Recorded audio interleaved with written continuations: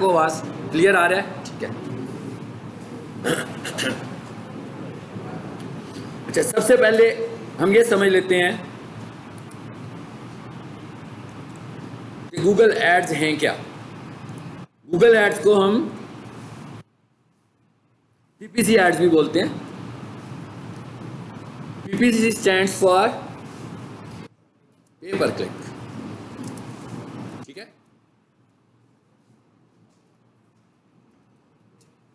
पे पर क्लिक, इसका क्या मतलब है कि ये जो गूगल एड्स हैं इनका जो टेक्निकल नाम है ना वो पीपीसी एड्स है।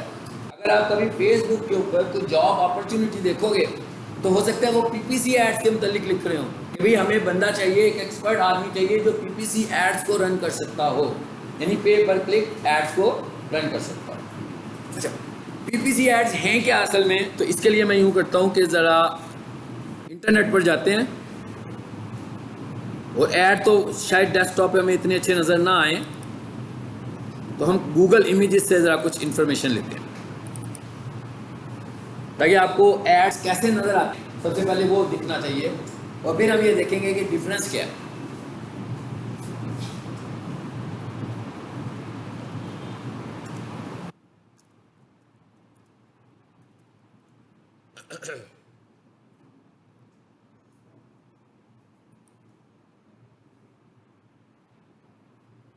अब देख रहे हैं मुख्तलिफ तस्वीरें आपके पास आ गई हैं, हाँ, पीपीसी एड्स के अगेंस्ट।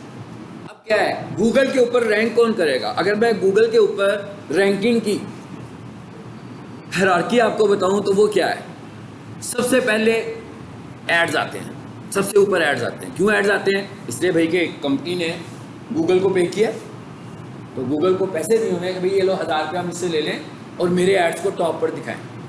कैसे टॉप पर दिखाएं? वो कहेगा भाई ये मेरी प्रोडक्ट है, ये मेरी सर्विसेज है, अगर इनमें से कोई बंदा कुछ लिखता है तो उसके अगेंस्ट मेरे ऐड को टॉप पर दिखाओ। अब उसने 1000 रुपया लगाया, यानी कि गूगल को 1000 रुपया दे दिया, ठीक है। अब गूगल ये कहता है कि भाई आपकी ऐड की टाइप के हिसाब से मैं देखूंगा कि आपको मुझे पर क्लिक कितने पैसे देने हैं, तो आपके ऐड पर उतने क्लिक्स होंगे। फॉर एग्जाम्पल हम कह रहे हैं 100 रुपीज़ क्लिक है, जो कि बड़ा एक्सपेंसिव है, इतना नहीं हमें देना। अगर सपोज करें 100 रुपीज़ पर क्लिक है, 1000 रुपया लगाया, तो सिंपल हमें समझ में आ गया कि कितने क्लिक्स हुए, 10 क्लिक्स हुए, हमारे पैसे ख़त्म। अब वो 10 क्लिक्स आधे घंटे में हुए कि पूरे दिन में हुए कि आधे दिन में हुए, वो जितना टाइम भी लगाकर वो क्लिक्स हुए हैं, उसके बाद हमारा ऐड नज़र आना बंद हो गया। हमारा ऐड कैसे नज़र आ रहा है? ऐसे नज़र आ रहा है। ये तस्वीर में आपको दिख रहा होगा, राइट साइड पे जो पिक्चर आ रही है उसके ऊपर लिखा हुआ है ऐड, ये छोटा सा ऐड लिखा हुआ है साथ। तो इसका मतलब क्या हुआ? अब जब गूगल पे हम रिजल्ट्स देखेंगे तो गूगल ऊपर क्या लिखा है? गूगल एड्स ऑडिट लिखा है, तो सबसे ऊपर क्या रिजल्ट्स आए हैं? जो ऊपर रिजल्ट्स आए, हालांकि उसके ऊपर लिखा हुआ आ रहा है कि अबाउट इतने रिजल्ट, नंबर ऑफ रिजल्ट दिखा रहा है कि उसने इतने रिजल्ट्स दिखाए हैं, लेकिन सबसे ऊपर कौन सा रिजल्ट दिखा रहा है? एडवर्टीजमेंट दिखा रहा है। ये एडवर्टीजमेंट कहाँ से हुई है? ये एडवर्टीजमेंट गूगल पर है, यानी ये इन्वेस्टमेंट कहाँ पे हुई है ऐड के लिए? ये गूगल को इन्वेस्ट किया गया, यानी हमने गूगल को पे किया।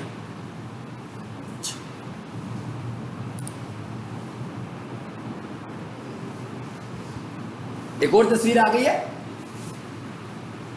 इसमें थोड़ा सा डिफरेंस आ रहा है। हाँ, सबसे ऊपर क्या लिखा हुआ है? पीपीसी एड्स, और बॉटम पे क्या लिखा हुआ है?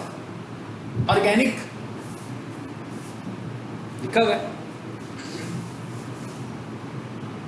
ये लिखा है ऑर्गेनिक, और उसके ऊपर क्या लिखा हुआ है? एड्स। इसका मतलब क्या हुआ कि हायरार्की क्या है कि इवन आपने एसईओ भी की हुई है, मतलब आपने अपनी वेबसाइट को रैंक भी कराया हुआ है और आपकी वेबसाइट पहले नंबर पर रैंक भी हो रही है, मगर एक नया बंदा है, एक नई कंपनी आई है, उसने अपनी वेबसाइट की एसईओ भी नहीं कराई और उसने गूगल ऐड लगा दिया। तो जब तक उसकी इन्वेस्टमेंट है गूगल के पास, मतलब उसने आज के दिन के लिए 1000 रुपये लगाए, 2000 रुपये लगाए, 4000 रुपये लगाए, 5000 रुपये लगाए, जब तक उसके पैसे कंज्यूम नहीं हो जाते उसका एक टॉप पे नजर आएगा। अभी हम सपोज कर लेते हैं कि सबसे ऊपर हमें एक ऐड नजर आ रहा है, ठीक है, जिसमें अब टू 40% लिखा हुआ है। तो हम कहते हैं उसने 1000 लगाया था, तो ये ऐड काफ़ी दफ़ा नजर आया, लेकिन इस पर 10 क्लिक्स हो गए, तो हमने कहा भाई इसके पैसे ख़त्म। तो जब हम नेक्स्ट टाइम यही सर्च करेंगे तो फिर कौन सा ऐड ऊपर आएगा? यहाँ तो वो ऐड ऊपर आएगा जो और बंदा होगा जिसकी इन्वेस्टमेंट होगी, और अगर सभी की इन्वेस्टमेंट उस लम्हे में ख़त्म हुई है तो फिर कौन से रिजल्ट्स आएंगे?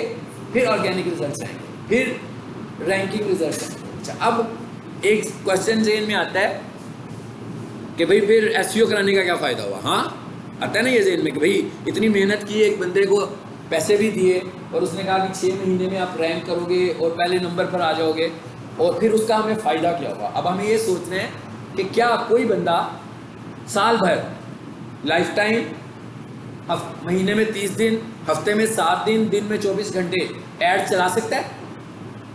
नहीं चला सकता। अगर वो ऐड चलाएगा तो वो बहुत ह्यूज इन्वेस्टमेंट कर रहा होगा। अगर वो पूरा महीने, मतलब एक पहला साल ऐड चलाता है, हम सिर्फ पहले साल की बात कर रहे हैं, तो इसका मतलब क्या हुआ कि मैंने अभी डेली मिनिमम इन्वेस्टमेंट आपको 1000 बताई है। गूगल आपको रिकमेंड करता है 2500 से 3000, तो मैंने आपको मिनिमम बताई है। रिकमेंड करता है, बाउंड नहीं करता, पहले ये ज़हन में रखते हैं। रिकमेंड करने में और बाउंड करने में फ़र्क है। रिकमेंड का मतलब है कहता है भाई इतना खर्च हो, बेहतर है आपके लिए, ठीक है। तो इसका मतलब इतनी इन्वेस्टमेंट तो कोई नहीं कर सकता ना गूगल एड्स के ऊपर। लोग गूगल एड्स पर इन्वेस्टमेंट कब करेंगे? जैसे हम कहें ना भी पीक सेशन वाले मुख्तलिफ तरीक़ों से एडवर्टाइज करते हैं, तो उसके लिए उन्होंने कहा भाई कुछ बजट उन्होंने डिजिटल मार्केटिंग के लिए भी रखा हुआ है, जिसमें से कुछ बजट फेसबुक के लिए है कि फेसबुक एड्स चलाएंगे, और कुछ बजट गूगल के लिए है कि भाई ये यूट्यूब पर ऐड चले, वेबसाइट्स पर ऐड चले। ये ऐड ना यूट्यूब पर है, आप बता देख सकते हैं ना, ये ऐड ना यूट्यूब पर है ना वेबसाइट पर है। ये ऐड कहाँ पे है? ये सर्च इंजन पर है, यानी ये सर्च इंजन ऐड है। और सर्च इंजन ऐड कैसे आता है? अगेंस्ट सर्च क्यूरी, यानी ये ऑटोमेटिक खुद से नहीं आया हुआ, किसी ने कुछ सर्च क्यूरी लिखी है, कुछ सर्चिंग की कमांड लिखी है, तो उसके नतीजे में ये आया है। सो इसका मतलब क्या हुआ कि इसके पीछे इंटेंशन है, किसी की इंटेंट है, किसी की कोई चीज़ परचेज करने की। यूट्यूब के ऊपर आमतौर पर इंटेंट नहीं होती, ज़्यादा से ज़्यादा इंटरेस्ट होता है उसका उस प्रोडक्ट में। अगर बहुत ज़्यादा फोकस करें, इंटेंट उसकी बिल्कुल नहीं होती है। क्योंकि मैं अगर यूट्यूब के ऊपर कोई टॉक शो देख रहा हूँ तो मैं उस वक्त बिल्कुल कुछ परचेज करने के इंटेंट में नहीं बैठा हुआ कि मैंने कुछ बाय नहीं करना हो। लेकिन जब मैंने गूगल पे सर्च किया तो मैं चाहता हूँ कि मैं कुछ ख़रीदना चाह रहा हूँ, इसका मतलब है इस वक्त मेरी इंटेंट काफ़ी ज़्यादा है। लेकिन जब मैं दूसरे प्लेटफॉर्म पर या मैं वेबसाइट पर न्यूज़पेपर पढ़ रहा हूँ और उसके ऊपर एक ऐड आ गया, तो मैं तो न्यूज़पेपर पढ़ने की इंटेंट से गया था ना, ऐड देखने की इंटेंट से तो मैं नहीं गया हूँ।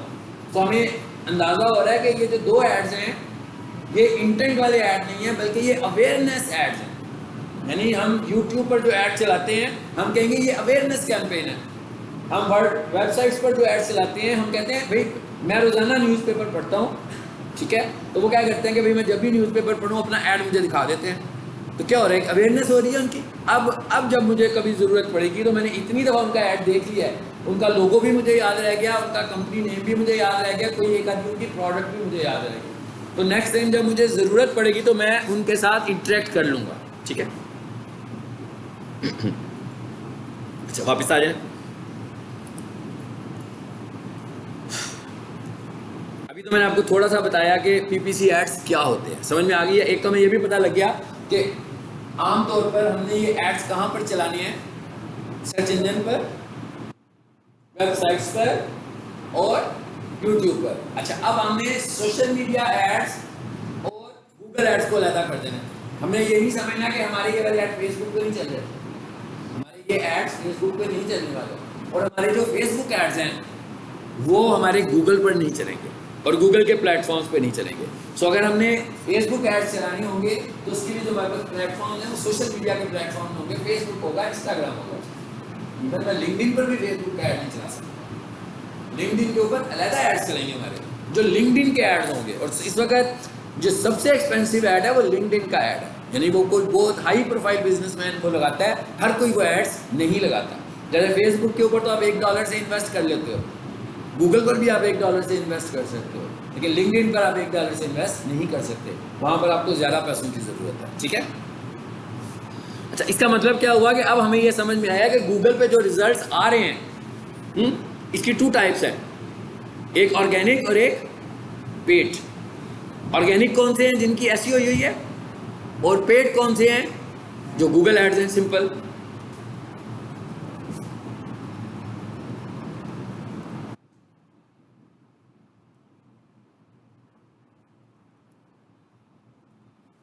एक और मैंने टर्म लिखी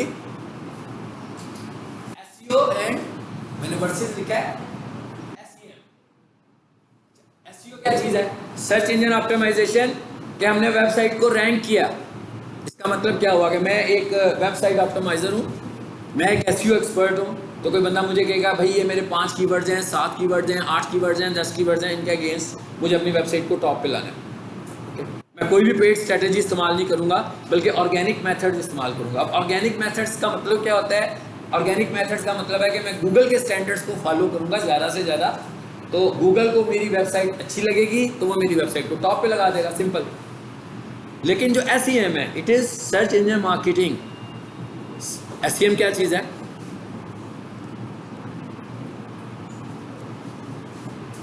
एसईएम क्या चीज़ है? एसईएम क्या चीज़ है? सर्च इंजन मार्केटिंग किसे बोलते हैं?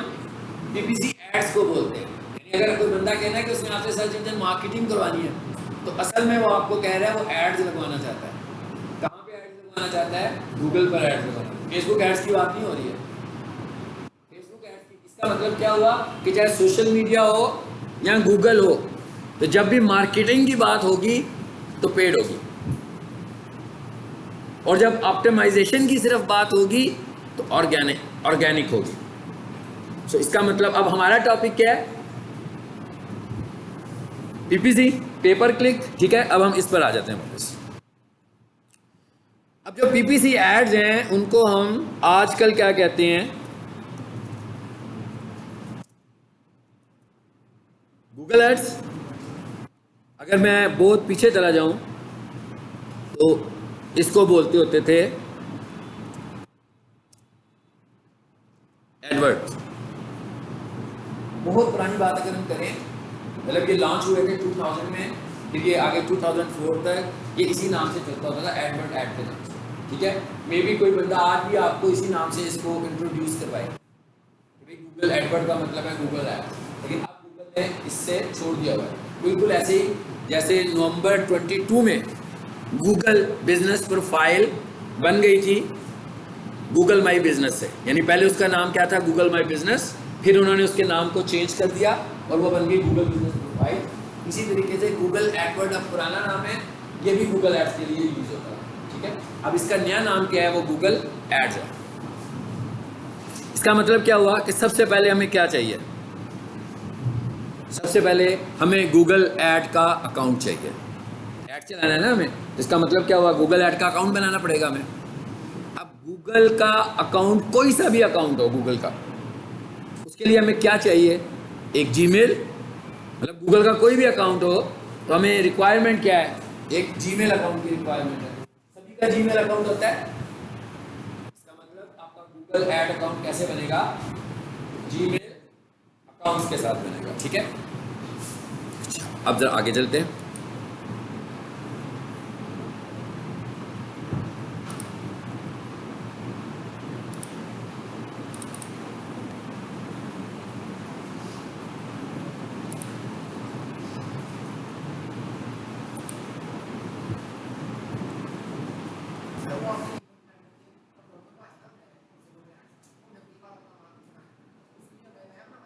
बताता हूँ, मैं खुद बताऊंगा, आप ना परेशान हो, अभी बताता हूँ, डिस्कस करता हूँ आपसे।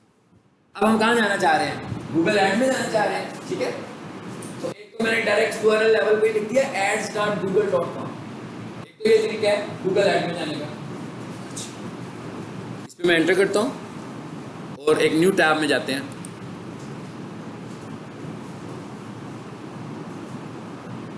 ये मेन्यू आ गया हमारे पास।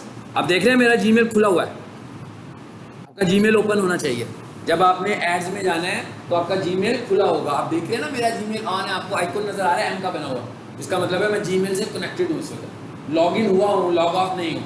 अगर मैं लॉग ऑफ होऊंगा तो मुझे पहले लॉग इन करना है, उसके बाद मुझे इसके मेन्यू पे जाना है।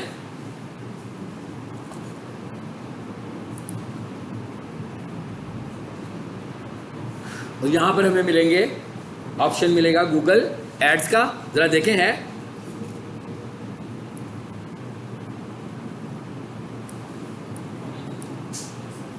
मुझे डर, मैं आहिस्ता आहिस्ता टच करूँ कि स्क्रीन ना हिल जाए, ठीक है जी। ये क्या लिखा है? Google ad.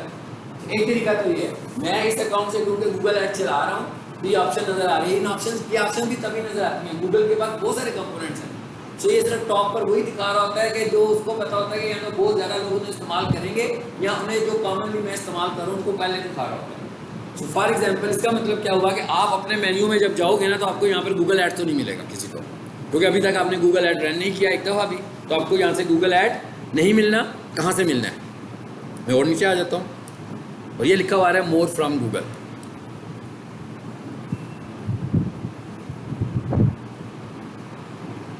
ठीक है, इसका क्या मतलब है कि भाई वो जो प्रोडक्ट्स मुझे नजर आ रहे थे गूगल के, उसमें तो कहीं गूगल ऐड नहीं था। अब मुझे देखना है गूगल ऐड कहाँ पे है, तो अब मैं नीचे आता हूँ।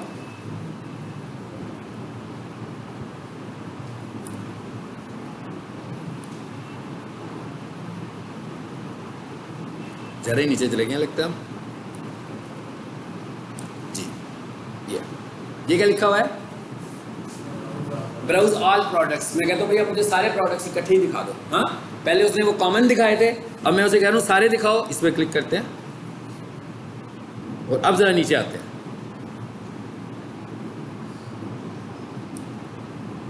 एक टैब तो खुला हुआ था पहले ऊपर वाला जो कॉमन का था, उसके नीचे लिखा हुआ है फॉर बिजनेस और उसके नीचे लिखा हुआ है फॉर डेवलपर्स। हमारा जो गूगल ऐड का ऑप्शन है वो पड़ा होगा फॉर बिजनेस में।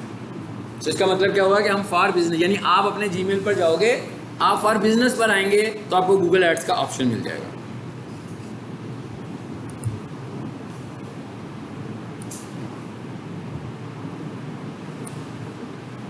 आ गया। अब इस ऑप्शन में और इस ऑप्शन में कोई फर्क नहीं है। मैं चाहता तो इस तरह आ जाता, एक ही जैसी ऑप्शन पे आया हूं ना मैं, देखें दोनों सूरतों में, तो चाहता तो इधर से आ जाता। अब यहाँ क्या लिखा हुआ है, साइन इन। इवन मैं साइन इन था लेकिन वो मुझसे कह रहा है कि दोबारा कह रहा है कि भाई साइन इन का बटन प्रेस करो, तो मुझसे यूजर नेम पासवर्ड नहीं पूछेगा।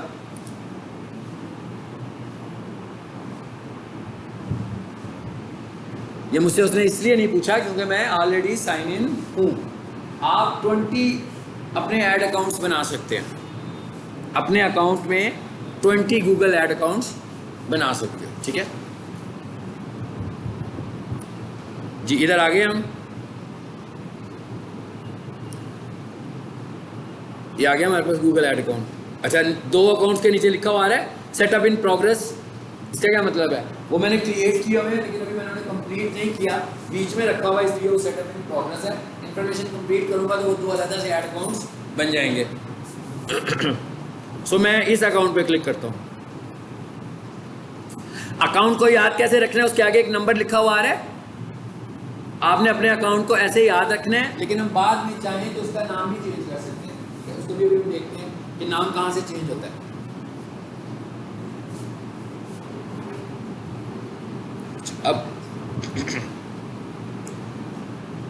अब ये जो गूगल ऐड की ऑप्शन है, एक बात तो अब ये समझ लें कि ये बिल्कुल ही ऑनलाइन एक टूल है और इसकी प्रैक्टिस कौन कर सकता है, जिसके पास ऐड अकाउंट होगा। दूसरा बंदा तो कोई नहीं कर सकता। स्टूडेंट आप लोग भी जानते ही हो, है ना। इसके लिए आपके पास गूगल ऐड अकाउंट होना चाहिए। अब गूगल ऐड अकाउंट आप कैसे दे सकते हो, गूगल ऐड अकाउंट के लिए आपको अपना बिलिंग मेथड ऐड करना होता है, यानी आपको अपना पेमेंट मेथड ऐड करना होता है। पेमेंट मेथड का मतलब क्या है कि यहाँ तो अपना क्रेडिट कार्ड या अपना डेबिट कार्ड। ये भी ज़हन में रखिएगा कि सारे डेबिट कार्ड यानी कि सारे बैंक्स ये ऑनलाइन पेमेंट्स की फैसिलिटी नहीं दे रहे होते। सो इसलिए हमें सबसे पहले देखना है कि हम जिस बैंक में हैं उससे इंफॉर्मेशन लेनी है कि हम स्पेशल अकाउंट जो है वो गूगल ऐड पेमेंट के लिए बना रहे हैं। तो हमें अपने बैंक के डिपार्टमेंट से, जो भी IT का डिपार्टमेंट है, उससे पहले पूछ के बताएं कि क्या इससे डिजिटल पेमेंट हो जाएगी गूगल ऐड को कि नहीं होगी। अगर आप गलत जगह से अकाउंट बनवा लेंगे तो वो गूगल को पे करेगा, मगर गूगल उससे नहीं लेगा क्योंकि वो अकाउंट इसमें नहीं है। मगर पेमेंट के ट्रांजैक्शन पे जो कॉस्ट आएगी वो कॉस्ट आपके अकाउंट में से माइनस हो जाएगी। सो इसी तरह की अगर आप 10 ट्रांजैक्शंस करोगे तो फॉर एग्जांपल वंस अगर आपके 300 रुपये कटने हैं या 400 रुपये कॉस्ट आ रही है, ट्रांजैक्शन की कॉस्ट आ रही है, तो और एक और चीज़ याद रखें कि जो यहाँ पर आते हैं उनकी इतनी ट्रांजैक्शन कॉस्ट नहीं होती है, वंस बहुत नॉमिनल पैसे कटते हैं। इसलिए जब हमने ऐड अकाउंट बनाना होगा तो हमें अपने बैंक से कंसल्ट करने हैं कि जनाब हम फेसबुक एड्स रन करेंगे, हम गूगल एड्स रन करेंगे और हमने यहाँ से पेमेंट्स करनी है, तो क्या डायरेक्ट हम पेमेंट्स कर सकते हैं। अब हमारे पास जो पेमेंट मेथड्स हैं मैंने अभी आपको बताए, उनमें से एक पेमेंट मेथड है क्रेडिट कार्ड, एक पेमेंट मेथड है डेबिट कार्ड और एक पेमेंट मेथड है वर्चुअल कार्ड। वर्चुअल कार्ड का क्या मतलब होता है कि ये कोई फिजिकल कार्ड नहीं है। मिसाल के तौर पर अगर मैंने अपने बैंक का एक वर्चुअल कार्ड बनाया हुआ है तो मैं एटीएम मशीन पे जाकर उससे पैसे नहीं ड्रॉ कर सकता क्योंकि वो वर्चुअल कार्ड है, मगर ऑनलाइन पेमेंट्स के लिए मैं उसको इस्तेमाल कर सकता हूँ। और वर्चुअल कार्ड ज़्यादा सेव है फिजिकल कार्ड की निस्बत, इसलिए कि फिजिकल कार्ड मिसयूज़ हो सकता है आपका, मगर वर्चुअल कार्ड, क्योंकि फिजिकल कार्ड तो एटीएम मशीन पे लग रहा है ना, तो किसी तरीके से भी वो हैक हो सकता है। लेकिन वर्चुअल कार्ड का डाटा तो एग्जैक्टली आपके पास ही पर्सनली पड़ा हुआ है, खुद ही आपने क्रिएट किया हुआ है, और बैंक में से भी किसी ने क्रिएट नहीं किया, आप खुद ही क्रिएट कर रहे हो। इसका मतलब है कि उसके हैक होने के चांसेस बहुत कम है। मैं जो ऑनलाइन पेमेंट्स करनी होती हैं तो मैं ऐसे बैंक्स को ढूंढता हूँ जिनके वर्चुअल कार्ड्स की ऑप्शन मौजूद हो, ताकि हम सिर्फ अपना कार्ड ही बनवाएं और उसके बाद ट्रांजैक्शंस के लिए मैं खुद से ही वर्चुअल कार्ड क्रिएट कर लूँ। वर्चुअल कार्ड्स में जो मुझे अच्छा लगता है बैंक है वो फैसल बैंक है। फैसल बैंक का वर्चुअल कार्ड अच्छा होता है, मोबाइल बैंकिंग में आता है, मोबाइल ऐप मौजूद है उनका, सब कुछ मैं अपने मोबाइल ऐप से कर लेता हूँ। मसलन मैंने एक कैंपेन चलानी है गूगल के ऊपर, 6,000 की, 3,000 की, 10,000 की, 12,000 की, जितने भी पैसों की, मैं क्या करूँगा अपने अकाउंट से एक वर्चुअल कार्ड क्रिएट करूँगा और उसमें उतने पैसे ट्रांसफ़र कर दूँगा। तो बेसिकली कार्ड भी मेरा ही है, अकाउंट भी मेरा ही है, वर्चुअल कार्ड भी मेरा ही होगा, ठीक है। और इस सारे काम के लिए मुझे किसी जगह पर बैंक की ज़रूरत नहीं है, यानी इस सारे काम को करने के लिए मुझे ना बैंक को कॉल करना है, ना मुझे बैंक में विज़िट करना है, बल्कि मैं खुद से ही वर्चुअल कार्ड बना लूँगा। वर्चुअल कार्ड जो होते हैं उनकी जो लाइफ होती है वो 6 माह होती है, यानी 6 माह के बाद मसलन मैंने एक वर्चुअल कार्ड बनाया और उसके अंदर मिनिमम पेमेंट रख ली 3,000 और 6 माह तक मैंने उसको यूज़ नहीं किया, तो 6 माह के बाद मेरा कार्ड एक्सपायर हो जाएगा। तो इसका मतलब पैसे भी ज़ाया हो गए, मैं उन पैसों को भी रिफ़ंड नहीं कर सकता। इसका मतलब हमें ये देखना है कि हम वर्चुअल कार्ड सिर्फ उस वक्त बनाएं जब हमें पता हो कि हम 6 माह में उन्हें कंज्यूम कर लेंगे। बना लें अकाउंट के मुताबिक, जब वो लिमिट से बाहर जाएगा तो वो आपसे कहेगा कि अब आपके अकाउंट की लिमिट पूरी हो गई है, अब आप इसको इसमें कन्वर्ट करें, तो आप बना सकते हैं, ठीक है। और आप जो वर्चुअल कार्ड्स बनाते हो वो वंस लोडेबल भी होता है और रीलोडेबल भी होता है, यानी 2 टाइप्स के वर्चुअल कार्ड्स होते हैं। जब मैं वर्चुअल कार्ड क्रिएट करूंगा तो मुझे कहेगा कि भाई वंस लोडेबल का क्या मतलब है, मैंने वर्चुअल कार्ड बनाया, उसमें 3,000 रुपये रखे, 3,000 रुपये ख़त्म, वर्चुअल कार्ड ख़त्म, अब मैं उसमें दोबारा पैसे नहीं ऐड कर सकता। लेकिन मैंने एक और वर्चुअल कार्ड बनाया जिसमें उसने कहा था कि ये रीलोडेबल वर्चुअल कार्ड है, तो मैंने 3,000 रुपये ऐड किए, 3,000 कंज्यूम हो गए, लेकिन अभी 6 माह नहीं हुए हैं, मैंने 10 दिनों में अपना बजट कंज्यूम कर लिया। तो बजाय इसके कि मैं नया वर्चुअल कार्ड बनाऊँ, मैं उसके अंदर फिर 3,000 और ऐड कर दूंगा। 6 माह तक मैं ये सारा प्रोसेस कर सकता हूँ। यानी एक वंस लोडेबल वर्चुअल कार्ड है और एक रीलोडेबल वर्चुअल कार्ड है। और इसका फ़ायदा यह है कि बैंक कहीं पर इन्वॉल्व नहीं है, सिर्फ मेरे बैंक में पैसे होने चाहिए। यानी जब भी मैंने डालने होंगे, फॉर एग्जाम्पल मेरे बैंक में 10,000 पड़े हुए हैं, मैंने 40,000 की कैंपेन चलानी है, तो मैं सबसे पहले क्या करूँगा, बैंक में पैसे डालूंगा, ताकि मैंने जिस अकाउंट से शिफ्ट करना है, मेरा ही अकाउंट है, मेरे अकाउंट के अंदर इंटरनली पैसे शिफ्ट हो रहे हैं, मेरे अकाउंट से मेरे वर्चुअल कार्ड में पैसे शिफ्ट हो रहे हैं, ठीक है। तो इसमें कोई थर्ड पार्टी इन्वॉल्व नहीं है। और इसके चार्जेस नॉमिनल से चार्जेस होते हैं, अबाउट 200 चार्जेस होते हैं जो वंस वो लेता है आपसे, यानी कार्ड बनाने के लिए। और इस जी 6 मंथ्स के लिए, यानी कि आपने कार्ड बना लिया है ना, वो मैक्सिमम 6 मंथ्स उसकी लाइफ है। तो वो जब आप बना रहे होते हो ना, तो अबाउट 200, 200, 250 से 300 के दरमियान, समटाइम 200 भी लेता है, एग्जैक्टली इस वक्त लेटेस्ट मुझे नहीं पता, ठीक है। तो इसका मतलब क्या हुआ कि आप समझ लो 250 रुपया वो लेगा आपसे एक कार्ड बनाने का।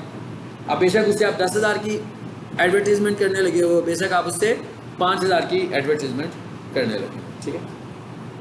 तो ये तो हुआ पेमेंट मेथड। अब गूगल ऐड अकाउंट नहीं बनेगा आपका अगर आप पेमेंट मेथड ऐड नहीं करेंगे। आप चाह रहे हैं कि प्रैक्टिस करें, ठीक है, आप चाहते हैं गूगल ऐड चलाएं, तो इसका तो मतलब है कि आप पेमेंट मेथड ऐड करने में कोई प्रॉब्लम नहीं है आपको, क्योंकि अभी पैसे देकर ही कोई ऐड चलानी है।